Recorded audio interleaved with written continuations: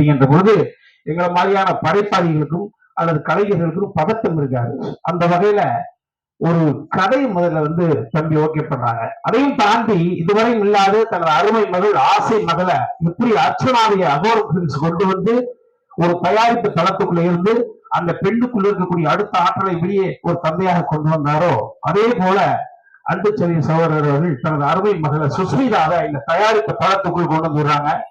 நான் ஒரே ஒரு சின்ன ப்ரொமோட் கல்லூரி வளாகத்துல 3 நிமிடம் தான் பேசுறது பார்ப்பேன். ஸோ அப்பவே புரிஞ்சுக்கிட்டேன், ஓ ஸ்கிரிப்ட் சென்ஸ் கூட்டத்தை வசீகரிக்கக்கூடியது இந்த உலகியல் சிந்தனை அந்த பெண்ணுகிட்ட இருக்கு அப்படின்றது. அன்பாகவே கலை உலகம் உங்களை ஆசையோடு வரவேற்கிற சொல்லுவோம். அதே போல அடுத்ததாக இந்த கலை ஓகே பண்ண பிறகு யாரு டைரக்டர் அப்படின்ற ஒரு சிந்தனையை கொண்டு வர்றாங்க. அதற்கு சரியான ஒரு பச்சையப்பன் தியேட்டர் ஆடியன்ஸ் உள்ள பாஸ் என்ன அப்படின்றது பச்சையப்பன் சாருக்கு தெரியும். அப்ரிசியேஷன் என்ன அப்படின்னா அன்பு தம்பி செந்திலுக்கு தெரியும். அவர் 200 கோடி ரூபாய் ப்ராஜெக்டுக்கு இப்போ ஒர்க் பண்றாரு. ஒரு 20 கோடி ரூபாய் ப்ராஜெக்ட் பண்ணக்கூடிய சிந்தக்கூடாது, சிதறக்கூடாது, எந்த இடத்துல ஏமாந்தக்கூடாது அப்படின்ற சூழ்நிலையில அவர்கள் மூலமாக அடுத்து இயக்குநரை தேடும் படம் ஒரு ரசிகனாக நான் கேட்டதை உங்களை நான் பகிர்ந்துக்கிட்டேன். அப்ப இந்தியா பாகிஸ்தான் ஒரு அற்புதமான படம், நீட்டான படம். திரும்ப சொல்றேன், இந்த இங்கு நான் தான் கிங்கு படம் என்பது நிதி இல்லாத காமெடி படம். ஸ்ட்ரெஸ் இல்லாத உலகம் இல்லை, ஸ்ட்ரெஸ் இல்லாதவர்கள் இந்த உலகத்தில் யாருமே இல்லை. ஸ்ட்ரெஸ் உடைக்கணுங்கிற ஒரே சின்ன கண்டென்ட்டை மட்டும் வச்சுக்கிட்டு சோ அந்த அற்புதமான இயக்குநருக்கு யார் இது ஒளிப்பதிவாளர் அவர்களுக்குள்ள ஈகம் வரக்கூடாது. ஏன்னா எழுத்தாளர்கள் ஒரு கோணத்துல செஞ்சிருப்பான், இயக்குனர் ஒரு கோணத்துல செஞ்சிருப்பான், கேமராமேன் இங்க டாமினேட் பண்ணா கதை கெட்டு போகும். சோ உடன்பிறந்த தம்பி இயக்குனர் இங்க சொன்னதை போல தன் தம்பியோட இரவு பகலாக வீட்டுக்குள்ளே காட்சியை பற்றி ஷார்ட் விஷன் பண்றப்பையோ அதற்கான சூழல் கிடையாது. இங்க முன்னால தெளிவா நிற்பாங்க 2 அண்ணன் தம்பியோ.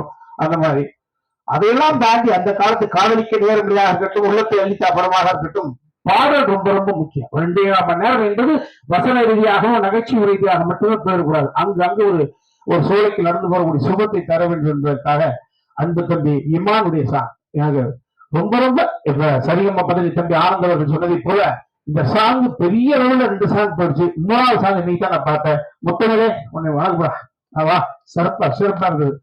கமர்ஷியல் ஆஸ்பெக்ட் நுழைஞ்சிருக்கேன். அன்பு தம்பி வா வணக்கம்.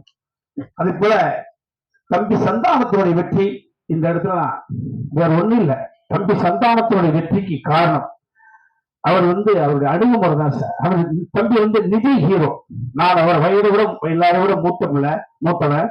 அவர் நான் பக்கத்துல இருந்து படைக்கும் நெஞ்சினை அணைக்கும் யாவரும் அண்ணன் தம்பிகள் தானடா என்று சொல்லப்போம். அண்ணன் என்னடா தம்பி என்னடா அவசரமான உலகத்தில் என்ப நான் ஒரு தூரத்தில் ஒரு ரசிகன் அரசிட்டேன்.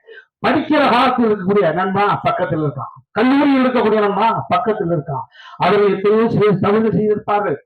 அவரை கத்தரிச்சு விடுவதற்காக ஒரு காரணத்தை கண்டுபிடிச்சு அவரை கத்தரிச்சு விடாமல் ஒரு தாய்மை ஸ்தானத்திலிருந்து பழைய நண்பர்களெல்லாம் பக்கத்தில் வச்சு நகர்த்துவது என்பது சகிப்புத்தன்மை, பொறுமை, தம்பியை நம்பிக்கூடிய இந்த ஆன்மீகம்.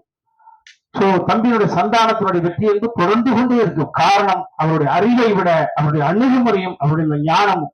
சோ அந்த வகையில நான் ஒரு படத்துக்கு நடிக்க போற யாரோட போவோம் அப்படின்னு தம்பி சந்தானம் வையத்தில் வடிவில் பங்காளிகளோடு இருந்த பொழுது ஒரு காட்சி செழுமையாக வர வேண்டும் என்பதற்காக கடைசியில் இருக்கக்கூடிய ஒரு சிங்கிள் டயலாக் பேசக்கூடிய 300 அடினா 300 அடியை ஃபுல்லா மைண்ட்ல வச்சு பார்ப்பேன்.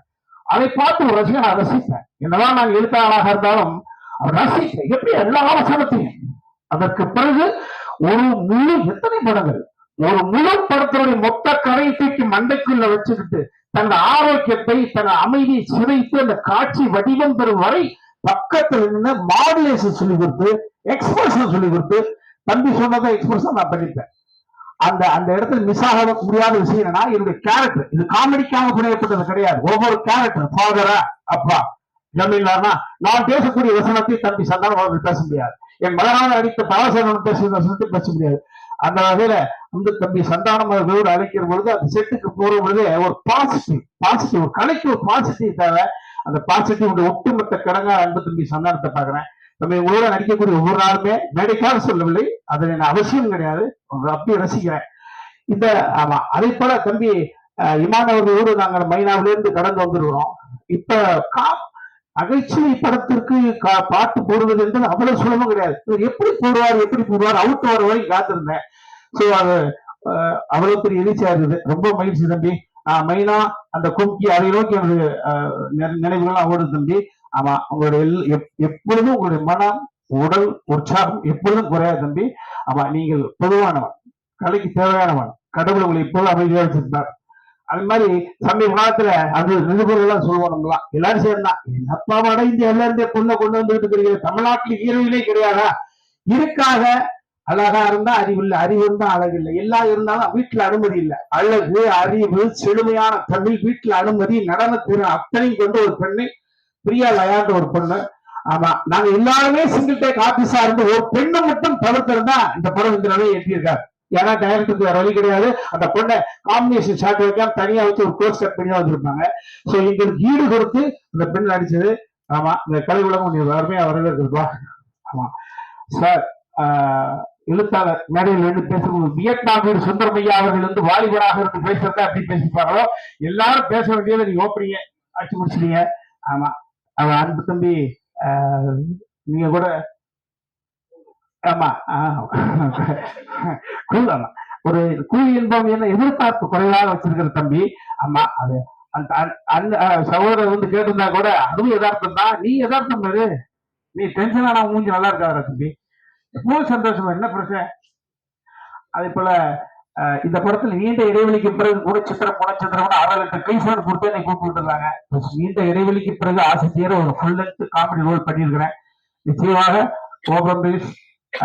இந்த படத்துக்கு பிறகு கட்டாகுசி இயக்குனர் சொன்னதை போல அதை சொல்ல மறந்துட்டேன். ஒரு இயக்குனர் இத்தனை கோபுரம் படத்தை வெளியே விடுவதற்கு முன்பு 6-7 லேயர், கதை ஓகே, இயக்குனர் okay, music director okay, hero okay, அந்த கதை கேரக்டர் தேடக்கூடிய கதாபாத்திரம் ஓகே. படம் முடிந்த பிறகும் சும்மா விடவில்லை. கட்டாகோசி இயக்குநராக இருக்கட்டும், மலையின் கோபியாக இருக்கட்டும், பப்ளிக்ல வைக்கிற நான் 100% திருப்தி அடைந்தால் மட்டும்தான் இந்த படத்தை ஸ்கிரீன்ல நீங்க பார்க்க முடியும். மிகப்பெரிய ஒரு மிலிட்டரி மேன் மாதிரி அன்பாலே இவ்வளவையும் இந்த மக்களை இந்த கோபுரம் பிரின்ஸ் படத்திற்காக நம்பி வருகிறார்கள். எந்த நிலையில் ஏமாந்து போய்விட வேண்டாம் என்ற சூழ்நிலையாக பொறுப்போடு எடுத்திருக்காங்க. இந்த படம் யாரையும் ஏமாத்தாது. ஜூன் மாசம் 10ஆம் தேதி வழக்கமா சொல்வதை போல, சாரி மன்னிச்சுங்க, மே 10ஆம் தேதி யானைக்கு அடிச்சிருக்கும். ஆமா, சிம்பிளா சொல்லணுமா, இந்த படம் என்பது அந்த கத்திரி வெயில் நாளைக்கு ஸ்டார்ட் ஆகுது. ஏற்கனவே கத்திரி ஸ்டார்ட் ஆயிடுச்சு. கத்திரி வெயிலுக்கு ஒரு இளநிக்குள்ள 2 நொங்க உடைச்சி ஊற்றி 1/2 மணி நேரம் பிரிட்ஜில் வச்சு எடுத்து குடித்தால் எந்த உணர்வு ஏற்படுமோ நிச்சயமாக குடும்பத்தோடு வந்து பார்க்கக்கூடிய தகுதி கொண்ட ஒரு படம். அது நானும் இருக்கிறேன் என்பதற்காக மீண்டும் இந்த படத்தில் பங்கு பெற்ற அத்தனை பேருக்கு நன்றி சொல்லி